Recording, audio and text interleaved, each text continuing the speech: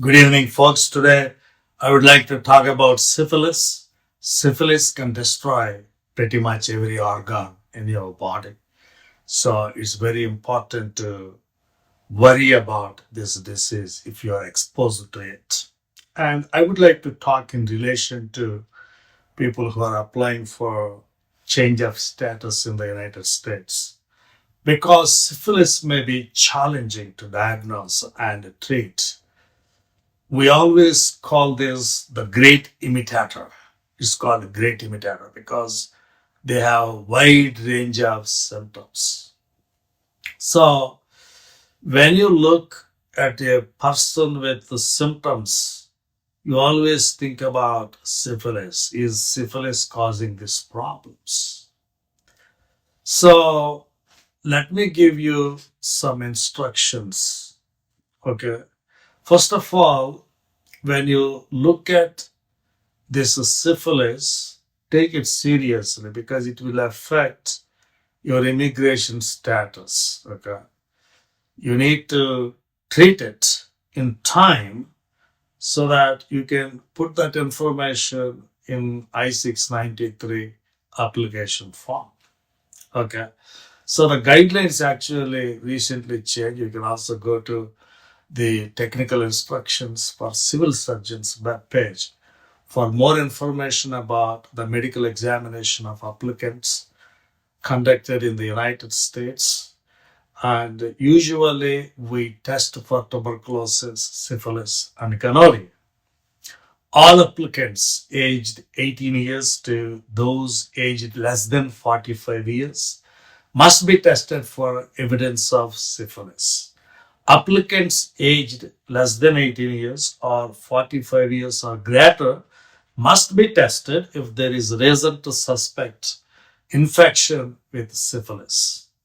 Non-treponemal and treponemal laboratory tests must be ordered by the civil surgeon at the time of immigration medical examination, and all tests for syphilis must be performed on the same blood sample.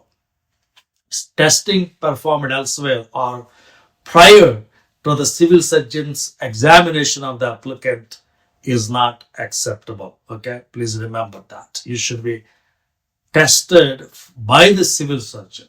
Either the traditional or reverse algorithm may be used for syphilis, laboratory testing, external genital and rectal examinations for staging syphilis must only be performed after laboratory confirmation of diagnosis, and a chaperone must be present during these examinations. Okay.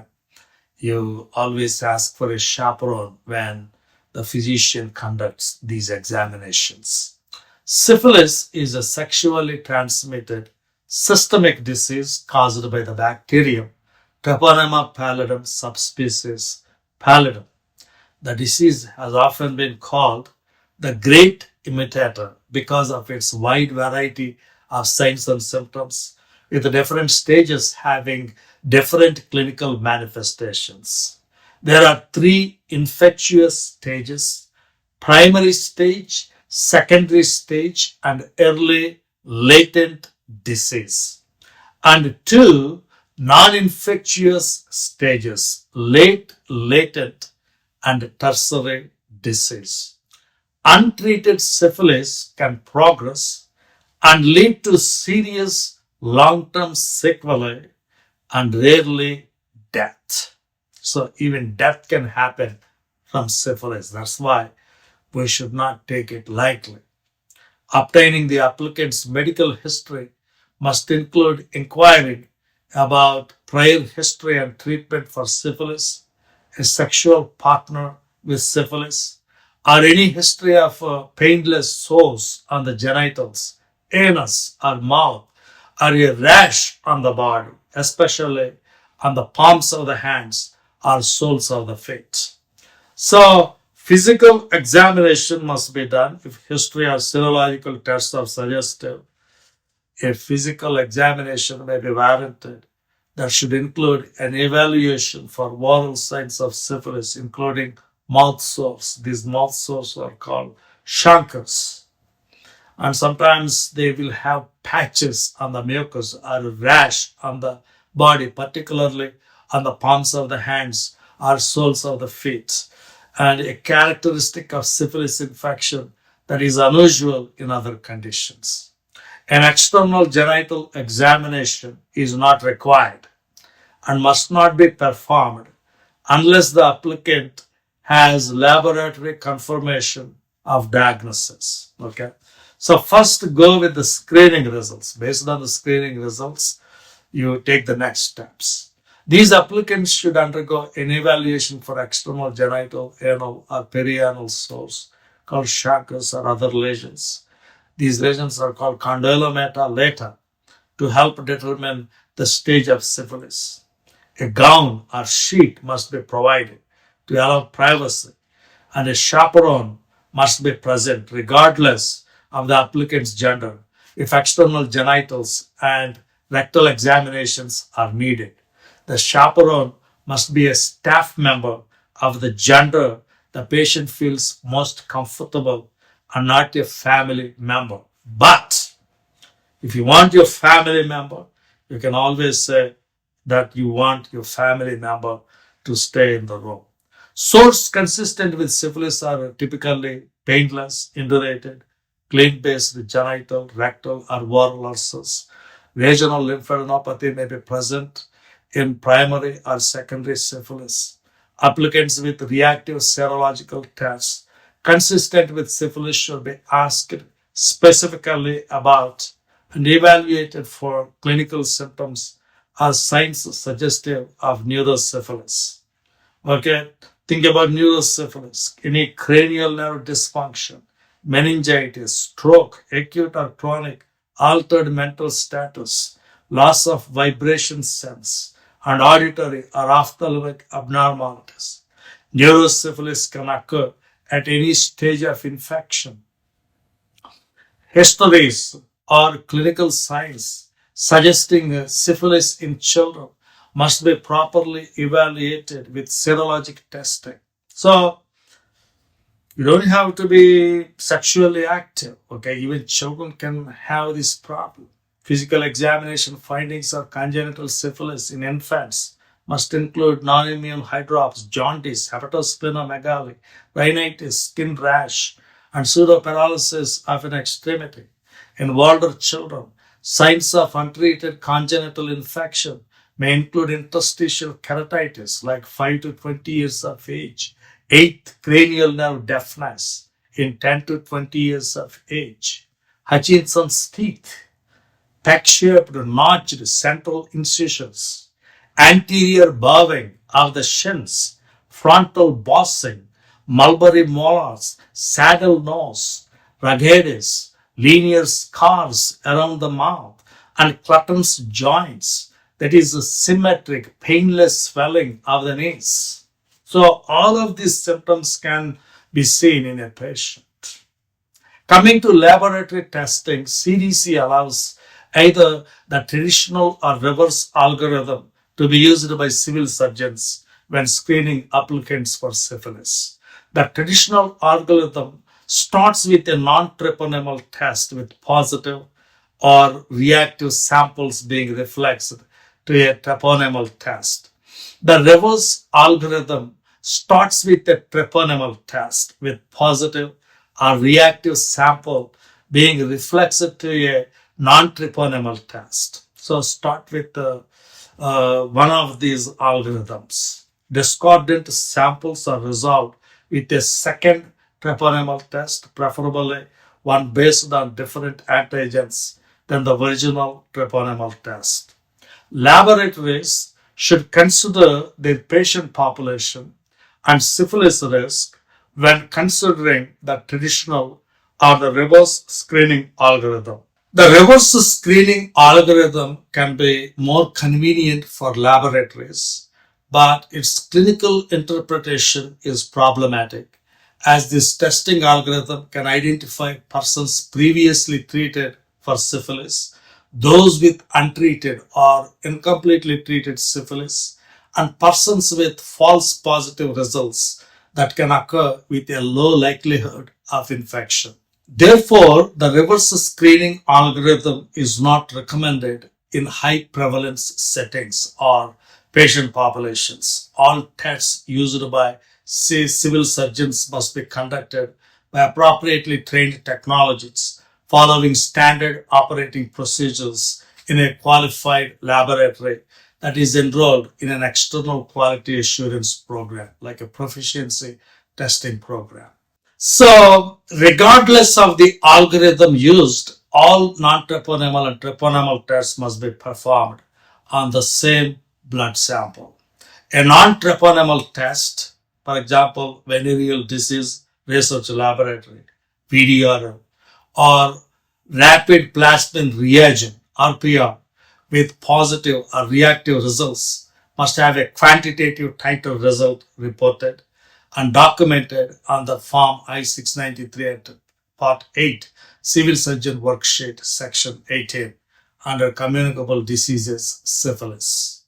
The following tests are permitted for treponemal testing: treponema pallidum, passive particle agglutination, TPPA assay, treponema pallidum, heme agglutination, TPHA test, enzyme immunoassays, EIAs, chemiluminescence immunoassays, CIAS, fluorescent treponemal antibody absorbed test, FDA, ABS, immunoblots. Use products of this test that are approved by US Food and Drug Administration. Or rapid treponemal assays. Use products of this test that are FDA approved. So, syphilis testing must be performed at the time of the immigration medical examination. Civil surgeon sites that are independent of US health departments must not refer applicants to a health department for syphilis testing. All non-treponemal and treponemal tests must be ordered by the civil surgeon and must be performed independently of a health department. Tests performed elsewhere or prior to the civil surgeon examination of the applicant are not acceptable. Children with history of physical stigmata suggesting syphilis infection must have serologic testing for syphilis. Older infants aged more than 1 month and children who are identified as having reactive serologic tests for syphilis should have maternal serology and records reviewed to assess whether they have congenital or acquired syphilis and whether they have been previously treated. Any child at risk for untreated congenital syphilis should be treated and recommended to have a full evaluation, which may include CSF analysis, complete blood count and differential, and long bone radiographs, depending upon previous documented evaluation. Dark field microscopic examination of suspicious lesions or body fluids, for example, nasal discharge, also should be performed. Civil surgeons should refer to CDC's sexually transmitted infections section to understand this problem. Treatment guidelines for specific guidance on testing in children are also available. All applicants diagnosed with syphilis should be advised to be tested for other STIs, including chlamydia, gonorrhea, and HIV. The consent for HIV testing should include the following, okay? Always take the consent for HIV testing. Applicants understand they do not have to be tested for HIV. Applicants understand that if they would like to be tested for HIV, they do not have to be tested for HIV by a civil surgeon. They can go through their family doctor or some other place. Applicants understand that civil surgeons must include the test results on the paperwork they complete. If the applicant consents, civil surgeons should perform HIV testing. So, those are important things when you are filling out the consent form. Okay, always tell that is not required. That's only recommended. Applicants with a positive or reactive non-treponemal test and a negative or non-reactive treponemal specific test or no class for syphilis. Applicants with a positive or reactive non-treponemal test, RPR or VDRL, and a positive or reactive treponemal test are class A for syphilis and remain as class A until treated. If the reverse algorithm is used, applicants with a positive or reactive treponemal test and a negative or non-reactive non-treponemal test must undergo a second treponemal test, preferably one based on different antigens than the original treponemal test. So you have to go through step by step. If the repeat treponemal test is negative or non-reactive, applicants are no class for syphilis. If the repeat treponemal test is positive or reactive and there is unknown or no history of prior syphilis treatment, applicants are class A for syphilis and will remain class A until treated. So if you are positive on this test, you are class A until we treat you. The repeat treponemal test is positive or reactive and there is documented history of prior syphilis treatment and no concern for re-exposure, applicants are no class for syphilis. So if you have treatment and you have documents, then you are no class for syphilis. After completing treatment, they are classified as class B. The evaluation is complete when the required aspects of the medical examination have been completed and the applicant can be assigned a syphilis classification.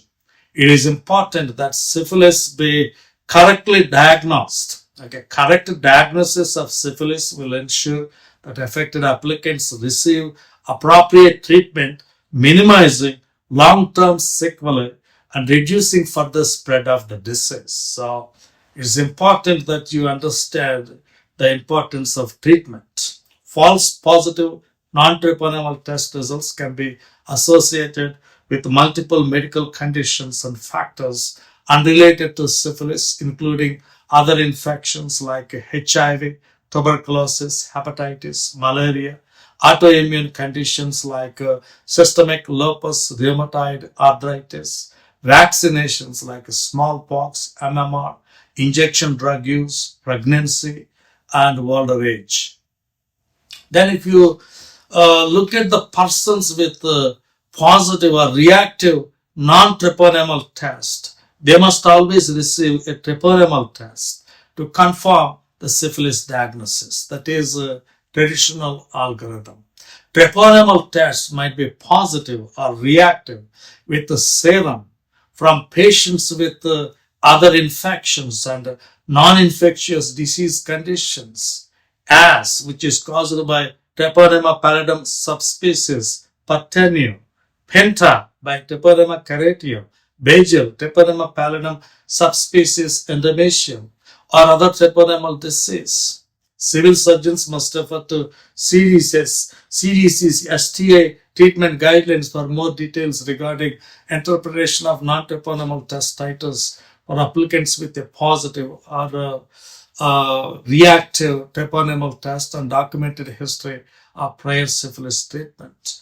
Only non-treponemal test titers from the same assay type can be compared directly. Official documentation of treatment history and previous laboratory results should be included with the applicant's exam packet. So when you are filling up this application, we have to put this information. And also we have to put the treatment details. Civil surgeons must treat syphilis according to CDC's sexually transmitted infections treatment guidelines, which are periodically updated.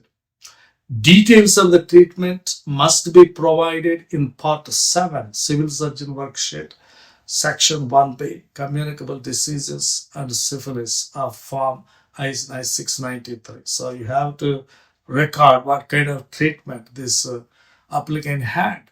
Benzathine penicillin G is the preferred treatment regimen for syphilis. Although alternative regimens are known to be effective, applicants should be informed that benzathine penicillin G is the first line recommendations in the treatment guidelines.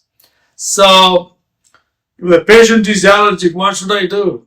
No proven alternatives to injectable penicillin regimens are available for treating neurosyphilis, congenital syphilis, or syphilis in pregnant women.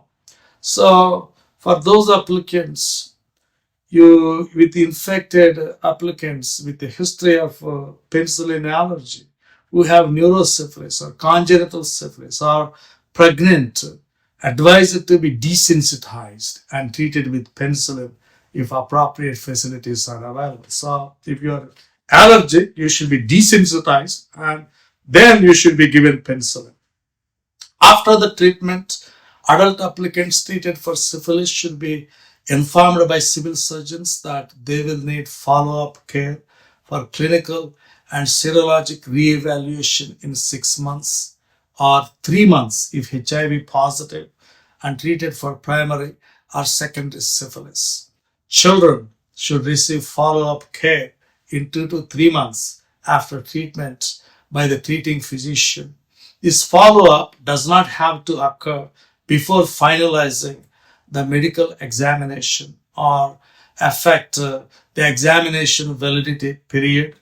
So even this information should determine your decisions.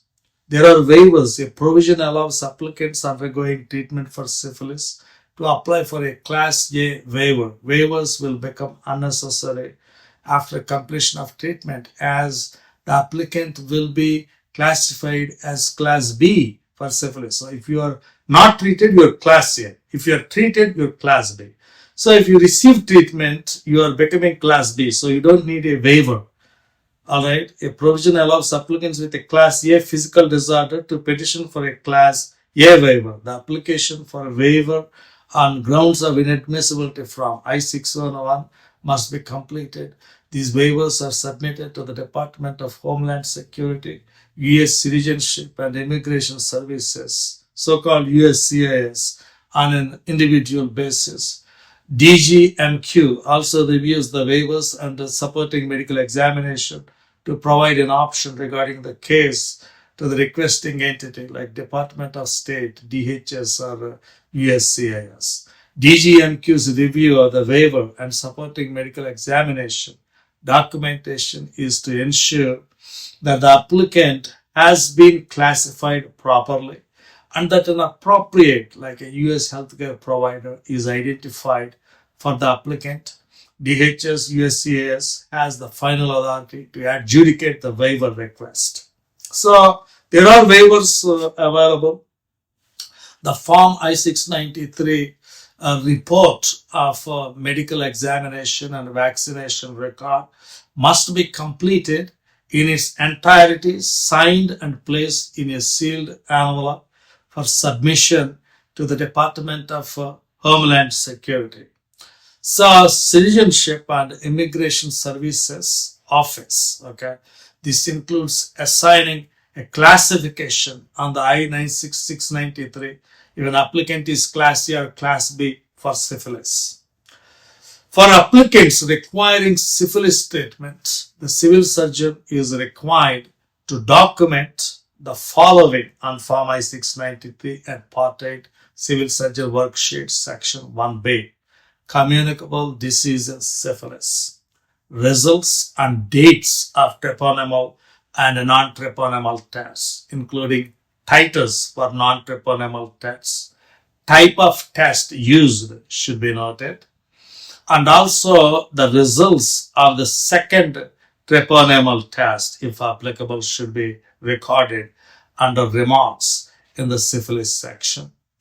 And if you receive the treatment, the stage of syphilis based on history and clinical findings, drug regimens received, including dosage units, and administration routes of all medications, start date, completion date, and any periods of interruption. All that information should be recorded. Clinical course, if applicable, such as clinical improvement or lack of improvement during and after treatment for primary or secondary syphilis, including resolution of symptoms and signs and any drug reactions. All that information should be recorded. So Do not be overwhelmed by all this information. And if you have any questions, please stop by my office. I will be able to answer any more questions you have. Thank you, folks, and have a good evening. God bless you.